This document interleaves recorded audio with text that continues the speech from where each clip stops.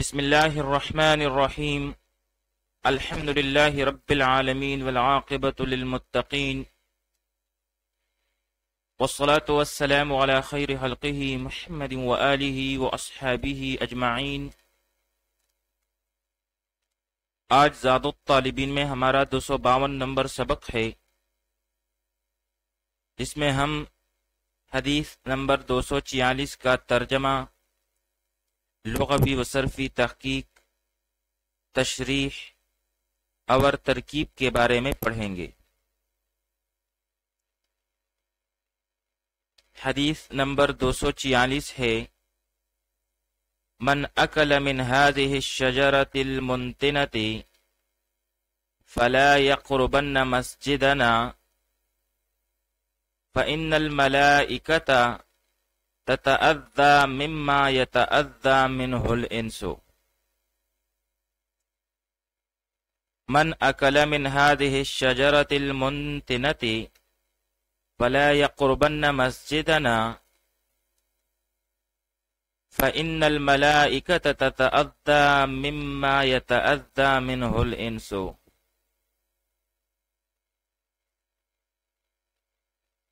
من أكل، جو شخص کھائے، من هذه الشجرة المنتنة، اس بدبودار درخت سے،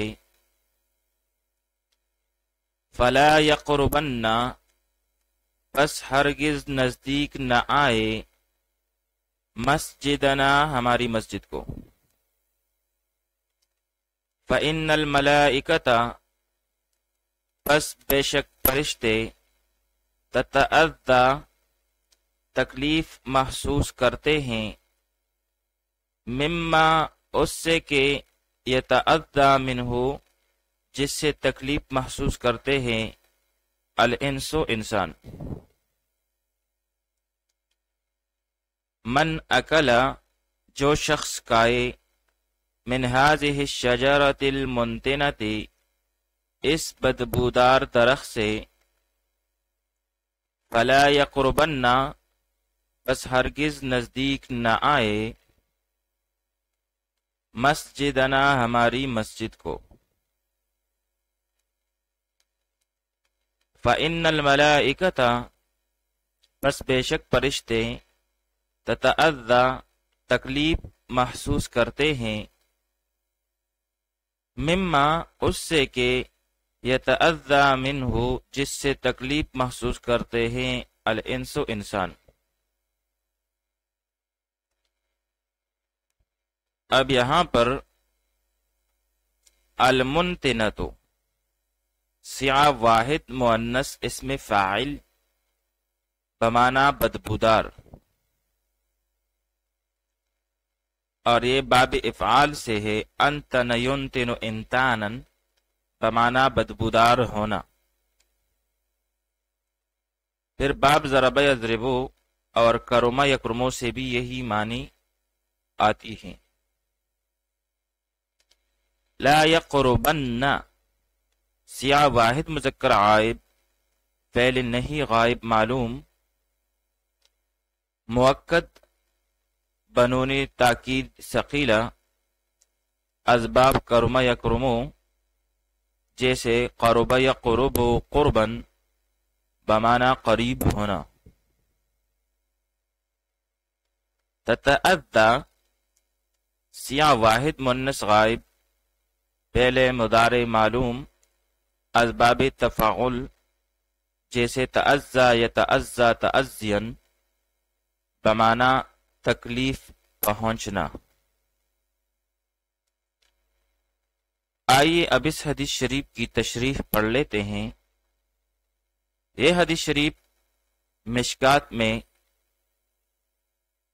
باب المساجد ومواضع الصلاة سے لی گئی ہے، اور اس کے روایت کرنے والے جابر رضی اللہ تعالی عنہ ہیں۔ مطلب اس حدیث کا یہ ہے کہ بدبودار چیز کھا کر کوئی شخص مسجد میں نہ آئے، کیونکہ مسجد اللہ کا گھر ہے، اللہ خود پاک ہے اور وہ گندگی کو پسند نہیں فرماتے۔ اسی طرح فرشتے بھی پاک ہیں اور وہ بھی گندگی کو پسند نہیں کرتے۔ هذه الشجرة المنتنة، اس سے کون سا درخت مراد ہے؟ تو بعض علماء کرام کی رائے یہ ہے کہ پیاز کا، اور بعض نے لہسن کا، اور بعض نے اور بھی دوسرے درختوں کے بارے میں فرمایا ہے۔ مگر اس میں قانون یہ ہے کہ ہر وہ چیز جس میں بدبو ہو، خواہ اس کا تعلق کھانے پینے کے ساتھ ہو یا کسی اور چیز کے ساتھ ہو، مثلا منہ کی علازت، بال کی بدبو، کپڑے کا گندا ہونا وغیرہ، سب اس میں داخل ہوں گی۔ فلا یقربن مسجدنا، تو ہماری مسجد کے قریب نہ آئے۔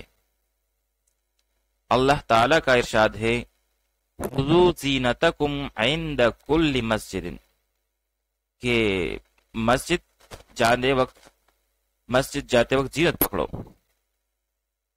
زینت پکڑو ہر مسجد کے لیے۔ پھر علماء کرام فرماتے ہیں کہ مسجدنا، اس میں مدرسہ جہاں پر قرآن و حدیث کی تعلیم ہوتی ہو یا ذکر و تسبیح کے حلقے لگتے ہوں یا وعظ و نصیحت کی جگہ ہو، سب شامل ہیں، کیونکہ ان سب جگہوں پر فرشتوں کا کثرت سے نزول ہوتا رہتا ہے۔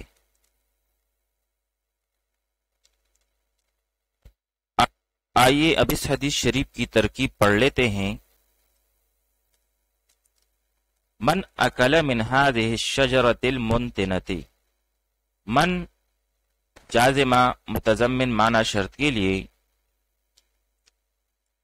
اکل فعل سیاہ واحد مذکر غائب کا، پہلے ماضی معلوم کا سیاہ ہے، اور اس میں ہو ضمیر مستتر جائز الاستتار اس کا فاعل، من جارہ، هذه اسم اشارہ، الشجرة المنتنة، الشجرة موصوف، المنتنة اس کے لیے صفت۔ پھر موصوف صفت مل کر یہ مشار الیہ ہوا، اور پھر اس میں اشارہ اور مشار الیہ مل کر یہ مجرور ہوا من جارہ کے لیے، پھر جار مجرور مل کر یہ متعلق ہوا اکل فعل کے ساتھ، پھر فعل اپنے فاعل اور متعلق کے ساتھ مل کر جملہ فعلیہ خبریہ ہو کر شرط، اور آگے جا کر فلا یقربن مسجدنا اس کے لیے جزا ہے۔ اس میں فا جزائیہ، لا یقربن پہلے نہیں، اور اس میں ہوا ضمیر مستتر اس کا فاعل، مسجدنا مسجدہ مضاف اور نا ضمیری مجرور متصل، مجرور محلن ہو کے مضاف الیہ، اور پھر مضاف الیہ مل کر مرکب اضافی ہو کر یہ مفعول بھی ہوا لا یقربن فعل کے لیے، پھر فعل اپنے فاعل اور مفعول بھی کے ساتھ مل کر جملہ فعلیہ انشائیہ ہو کر جزا ما قبل کے شرط کے لیے، پھر شرط اور جزا مل کر جملہ شرطیہ ہو کر معلل ہوا، اور آگے کا بقیہ جملہ جو ہے وہ اس کے لیے معلل یا تعلیل ہے۔ فَإِنَّ الْمَلَائِكَةَ اس میں فا تعلیلیہ، ان حرف از حروف مشبہ بالفعل، الملائکۃ منصوب بالفتح لفظاً ہو کے یہ اسم ہوا انا کے لیے۔ پھر آگے جا کر تتعذى پہلے مضارع سیاہ واحد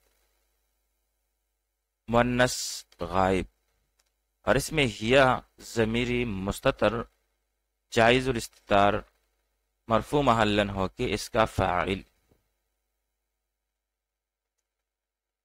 پھر آگے جا کر مما اصل میں من اور ما ہے، اس میں من جارا ما موصولہ، یتعذا فعل پہلے مضارع، من ہو جار مجرور مل کر یتعذا کے ساتھ متعلق ہوا، اور الانس ہو مرفوع بضم لفظن ہو کے یہ فاعل ہوا یتعذا فعل کے لیے۔